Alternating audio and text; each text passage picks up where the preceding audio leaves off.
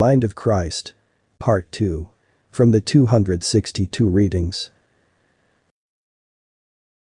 Would appreciate a message from the Master that may guide me now in virtue and understanding. As there is set before thee that thou hast builded and chosen in thine service, thine work, so will the harvest be, if there will be kept that faith in him, who gives that necessary understanding for the comprehension of the varied conditions as present themselves as problems in thine daily experience. There will not be those things that are not understood, if there will be the opening of the heart to that consciousness that comes from the closer walk with him. Keep the way thou knowest. Keep the path thou hast trod in, for he is able to deliver thee in every trial, in every way. For unto him that is faithful comes the crown of life. Please expand on the statement, truth is not learned, it is earned. Truth is an experience. Hence is an earning, through the manners in which a finite mind becomes conscious of what truth is. Hence truth is a growth. And hence truth is an earning, a yearning, a growing, and is earned by he or she that applies that known in the manner that is in keeping with his will, rather than that there may be the satisfying of self's own desires. Not that man should deny that this or that force exists, to make self believe, but rather that the truth is as that which may be earned through the experiencing of the knowledge and understanding concerning the laws of truth. For he is truth. Please expand on the statement. Open our hearts to those unseen forces that surround the throne of grace and beauty and might, throwing about us the protection found in the thought of the Christ. These expand by doing it. That's the best expansion. Am I pursuing the right course for my development? As ye sow, so shall ye reap. As ye remain in that attitude of seeking, so will there be opened unto thee that is as sought.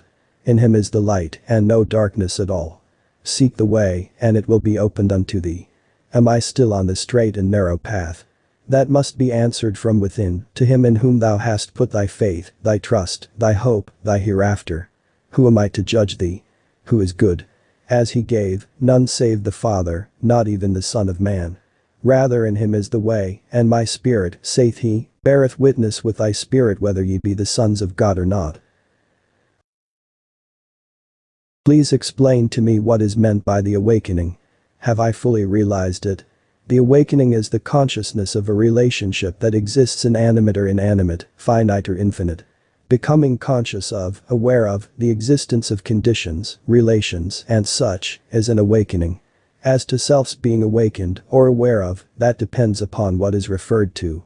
As to the abilities of self to become conscious of, or aware of, all are endowed with that, will they but be awakened or aroused to the necessity of becoming aware of. Interpret the meaning of the drops of blood which I saw in meditation last week. As there has been builded in self that consciousness that without the shedding of blood there is no remission, or without the shedding of blood there is no purification, then this is rather the using of symbols within self's own consciousness to bring about that awareness of self's position. This rather confuses the body.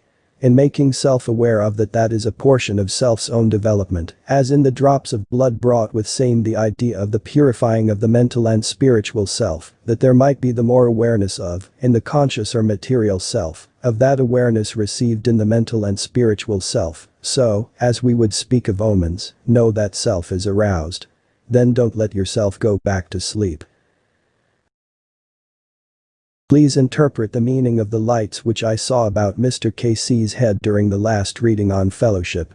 This, too, may be as a symbol of the awareness of, the closeness of, relationships of the entity and the subject, through which these were being brought to the consciousness of individuals during such a period, for, as there has oft been seen by the entity, those manifestations in the material plane of the spiritual essences, as manifested through the activities of the entity seen, then those expressions as seen at the period, are a reflection of the spiritual. Remember those laws as just given. That made manifest in a third-dimensional plane or materialization is a shadow or reflection of that from which it has its emanation. Then, there is seen in this that it is a hearkening to those experiences of the entity in the various periods of its existence, in association with those conditions being considered in that particular moment or period as is called time. An attunement of self to the presence of that being manifest. All are wading in rather deep water.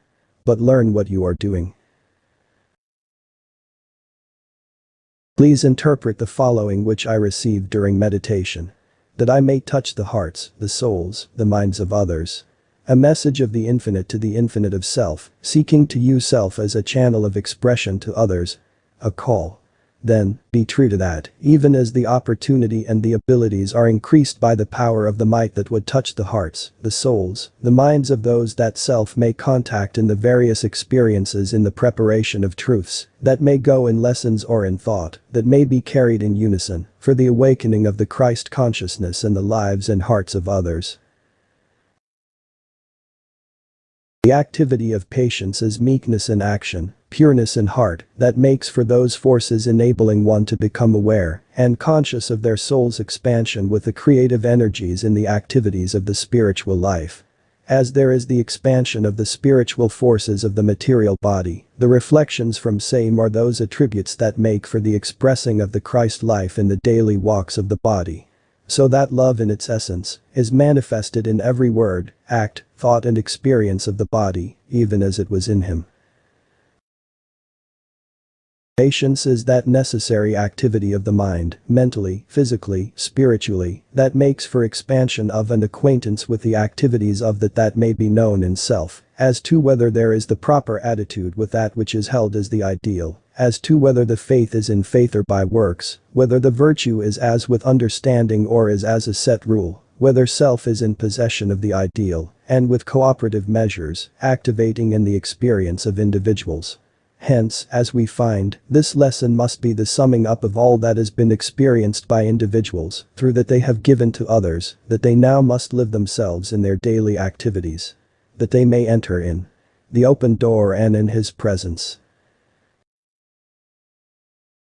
Is there a message for me that will help me in the practice of more perfect patience? As the trust, the hope, the faith is manifested by the patience day by day, does there become the more awareness in self's own inner consciousness that all is well with him. Knowing that if the Lord is on thy side, who may be against you? Trust, and do that thou knowest to do, acting as the Spirit moves within. And look not back. Remember Lot's wife.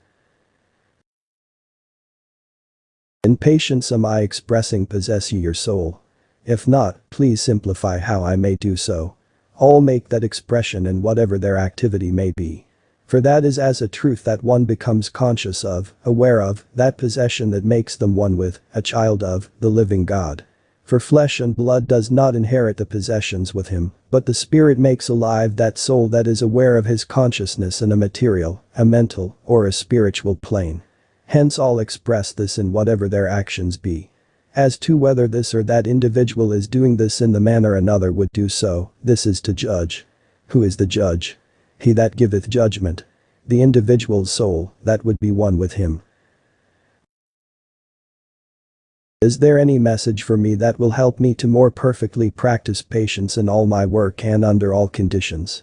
Be faithful to that which is given in thy charge day by day, for he that is faithful over the little things will be made the ruler over the many. Those who have gained that consciousness of the indwelling of that Spirit that is abiding with those who seek to know his face, have the consciousness that this is the day, the time, when all men must seek to be patient one with another, under all conditions and circumstances, that they may be one with him who in patience endured all that we might have the access to the Father, through the patience, the love, the consciousness, shown in a material plane. Be faithful to that thou knowest to do. Question not what nor whether another has chosen. Rather do that thou knowest to do. What time is referred to in James 5:8? Be ye patient, stablish your hearts, for the coming of the Lord draweth nigh. This is the time. Today. When the time draweth nigh for each soul to become more aware of the necessity of magnifying his presence through the patience born one to, one with, one of another, that he may be glorified in us, through the promise of the Father, that such will be to those that love his coming. Let each live, then, as though they expected their concept of the Master Christ to dine with them today. What would ye have to offer as the fruits of thine own life, thine thoughts, thine acts, thine deeds? For, inasmuch as ye have done it unto the least of these my little ones, ye have done it unto me. When one has gotten the understanding of the oneness with the Father Mother God, why is it one does not experience the joy and bliss and overcome all inharmony, which is their divine birthright? May I have the answer from Master Jesus, if possible? Then, with patience wait for that. Is that attained in thine self, so that the consciousness of the Master comes to thee in all thine hours, then with patience wait ye on the Lord. For as one finds that in the understanding of the oneness, when he has found that the vessel is worthy of acceptation, it is kept full.